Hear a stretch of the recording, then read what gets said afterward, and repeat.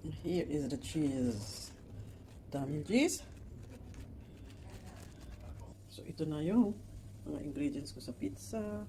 Cheese, yung pizza, yung mushroom, and yung pinay ko na chicken.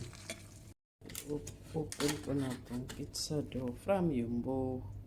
Ito yung sauce niya. And then yung pizza dough. Ayan. So, ayan na. So, ayan. Ilagay ko muna yung olive oil dito sa gilid. Ayan.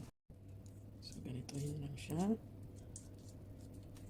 Then, I put a paprika powder sa gilid. Ayan. So, ayan. Sauce, lagay ko dito. Tapos, i-spread ko yan siya later.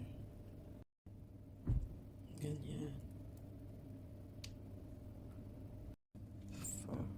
So, I put na this one.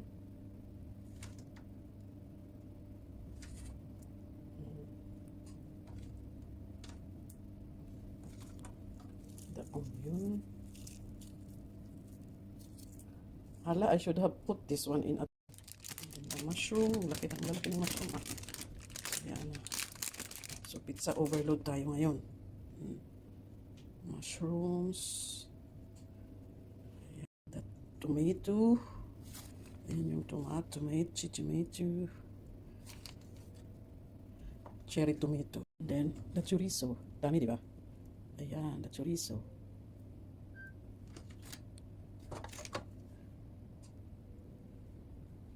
Yeah? Ito na tayo eh. Taka na yung jowa words mo. Talking to myself. Where's the guy? What? When I was on the phone, honey. Yeah? And the cheese.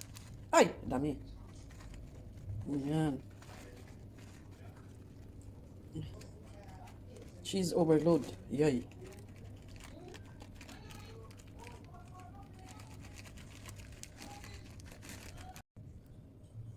So, ito na. So, for 15 to 20 minutes in 220 degree. Yan. Ariko. Ayan. Ayan. Luto na. Here is now the pizza. Looks like overcooked. Or is okay?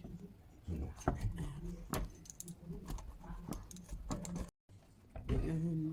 Yummy.